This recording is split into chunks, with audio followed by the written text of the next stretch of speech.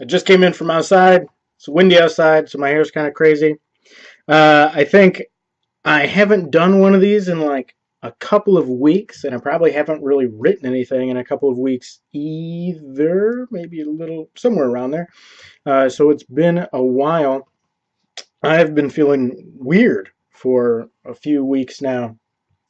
Just not something being off. I mean, I have a lot of stuff off, but something being more off, maybe, I guess. And there was probably about a week ago, I'm guessing, that I was sitting on the couch in the morning and I moved a little bit and a lot of stuff along the right side of my spine cracked. And I started feeling a little bit better and felt better all day and then felt better the next day. And there's something definitely shifted there. So some part of the spinal cord or nerves of some sort must have been pinched in there, I assume. And we're going to try and change because I've kind of plateaued in my chiropractic care or my health in general, I believe, and kind of in life in general right now. So we're changing some stuff up with chiropractic, and I'm going to try another adjustment and just a little variable, not a huge one, and see how that goes. I'm wrote a paragraph yesterday, so I'm getting back into writing. It's not my natural personality to be super consistent, but I definitely need to be. I feel better when I'm writing. Last few days I've been meditating, and I haven't been doing that before that.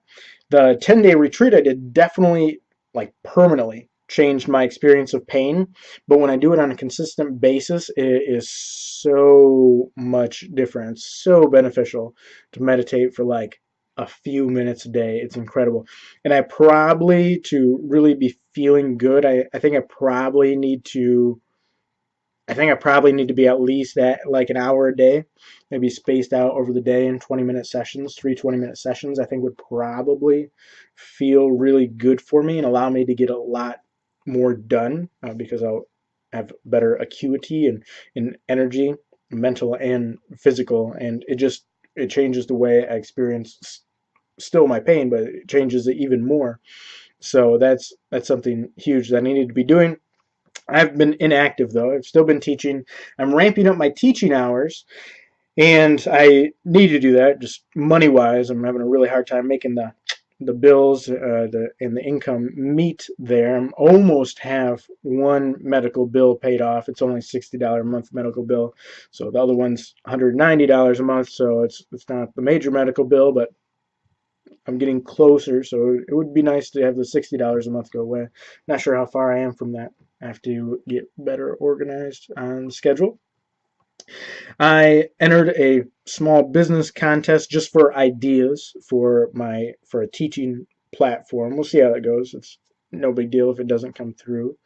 Speaking about contests, my last writing contest I entered, I did not win. I got the notice a handful of days ago that I lost that, which isn't a big deal. That because judging is a weird thing.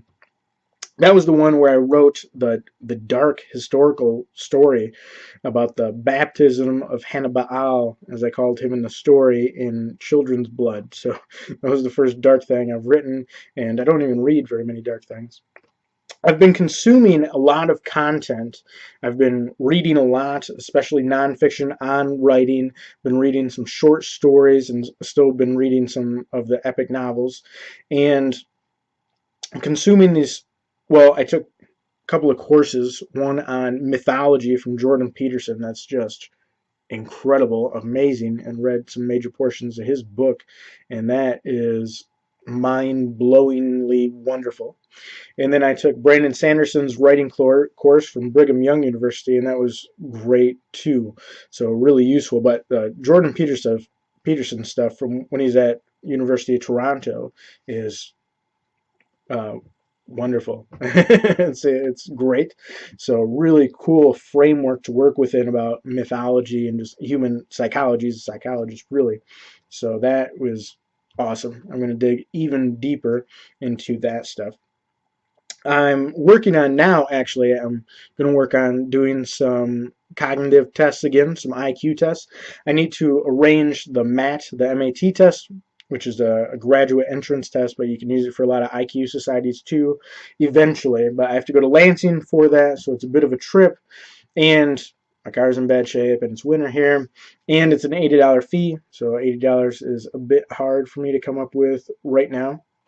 It's interesting how that works too, because not necessarily on that end. There's some stuff like I could enter a writing contest in a few days for $30. It's like $30 isn't a small amount for me right now because I'm having a hard time making the bills meet. And then $80 for the IQ test is a fairly large amount because I need that for these other things like the car registration and all the different stuff. But I was thinking about it health-wise.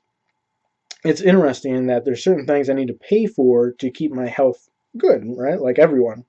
And having more health allows me to make more money, but having more money allows me to have more health. But losing health cuts into my money, and losing money cuts into my health. So there's this weird ratcheting thing that it's hard to make big jumps in any direction because of it, because the two are correlated sliding scales, I guess you would call it. I've been giving speeches still through Toastmasters, which is fun. I gave one today. It was impromptu, but I had been thinking about this subject before, and it was on how to make a cool sentence, essentially, of dialogue, and how you could have a dialogue sentence broken up by a comma or a period in the middle, or a little more complex punctuation like an ellipses or a semicolon, or the next level is an interstitial, where you have narrative description in the middle of dialogue, which is a more advanced and better technique that really draws you in.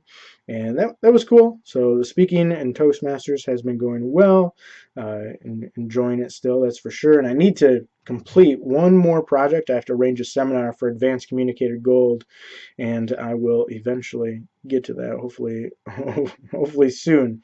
We'll see. And so sure there's other stuff going on. I always try to have a lot of stuff going on, but I can't think of it any more offhand. Those are the big things. Those are the major things, at least. So I just wanted to get on here and give an update. And these really help keep me going somewhat too. I know not a ton of people watch them, which is fine. They're not really designed for that. They're partially designed for me to watch in the future, which the amount of hours I'm going to rack up on these things, I don't know if that's really a viable option or not. And then I know some family and friends watch them sometimes. So hi guys, awesome. This is a cool way to stay updated because I am not super social. My mother's always on the phone calling people. I hate being on the phone, and I don't naturally, it's not natural for me to reach out to people. So this works fairly well. And it's more detailed and interesting too, and I'm kind of trying to keep better track of them, like tagging them with the subjects that it's about, because at first I wasn't doing that, and then how am I going to know what was ever in one? If I want to look back and I don't want to go through the whole thing, I just want to go to an episode, then I need to know somewhat of what's in there. So I've been trying to do that a little more too. But writing is going to be the big thing. I'm going to ramp up teaching, and I kind of had some idealistic stuff about that because there's cool stuff we could do, but the one big company is the company that's consistent on sales, so they're the ones I can ramp up more hours in, and it's really just punching a clock there. You're kind of a cog in a gigantic 5,000 teacher machine. I have no idea how many students they have. They're 5,000 teachers, so they have a lot of students. And another one, the small startup, they are not getting sales. So I'm losing hours through them, and they're who I have more flexibility with and achieve better results with the students. So I have to mentally say, all right, I'm just punching a clock here. Because my other options aren't great, because I have issues riding the car for too long because of the bumps, because of the impact on my spine. So it would not work out good to go get another job in a factory or retail job, which is the easiest to get. You're usually doing quite a bit of walking of some sort, which is horrible on my spine because of that impact adds up. It actually affects me pretty quickly. So I don't go for walks anymore, which is interesting. I used to hike and walk a lot, and I don't anymore, which I have tons of weight. How to keep weight off if you do basically zero exercise is kind of weird. You obviously have to do it through diet, and I'm not used to that. I'm used to being super active, so I'm staying a little over 200 pounds which is weird. Really, it's just a weird feeling being in an over 200-pound body because I'm not used to it. Hopefully I don't get used to it. But I have been doing a little bit of bent pressing for my spine because the flag I was doing, where I used to be able to grab onto a pole and stick off sideways, and I put in a pole outside in the fall so I could do that this winter. And I did that a little bit, but I had issues with it. I think that might be part of what led me into having such major issues over the last few weeks.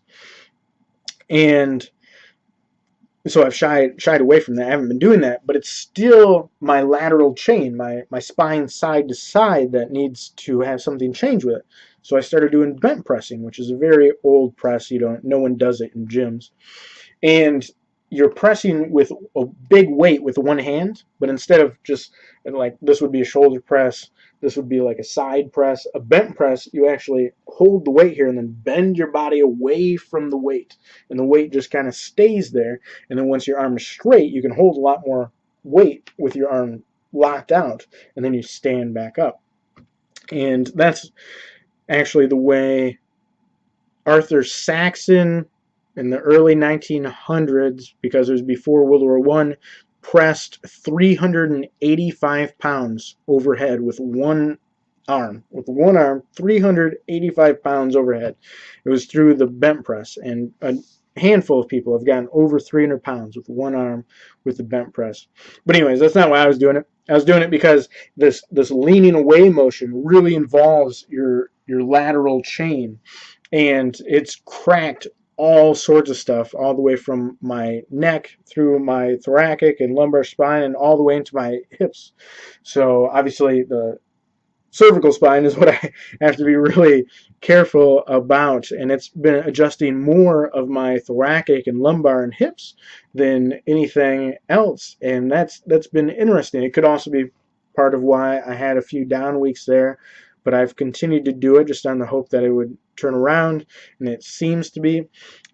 We've been fighting kind of a curve happening in my spine, and I can feel it in a strong way, whereas if I go like this feels very comfortable for my spine, but I can't do that to this side. But now I can. I couldn't. It would kind of like lock up when I was trying to lean to this side because my spine just wouldn't bend this way.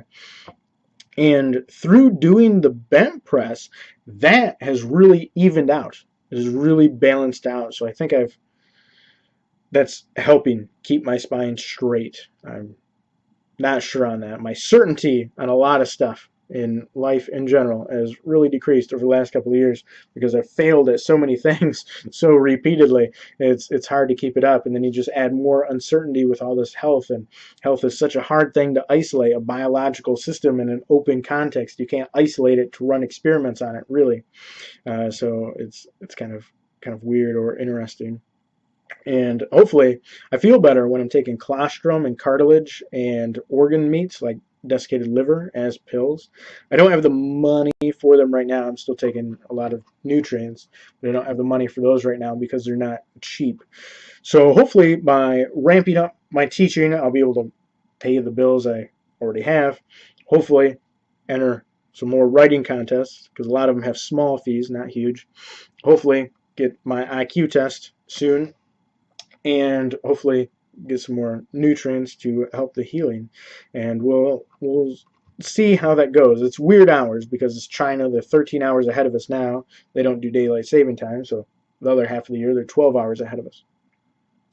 But I think I can, well, if I keep a weird sleep schedule, which is dangerous because sleep definitely affects me. I need more sleep than you would think. I sleep a lot.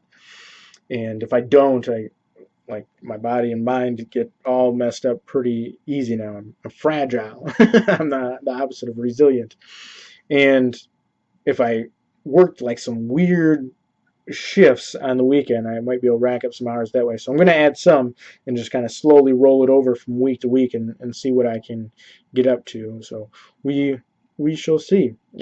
In general, a lot of stuff in the works, but a lot of stuff I've had in the works for a while. I've been teaching for a while. I've been thinking about launching some sort of educational platform for a while. I've been writing for a while. I've been working on the IQ stuff for a while. I've been working on Toastmasters stuff for a long time.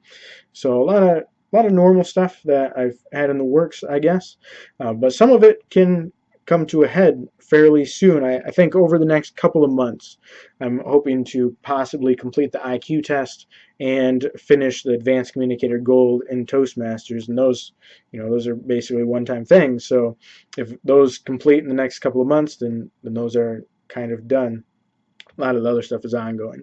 So that's my update for now. Until next time.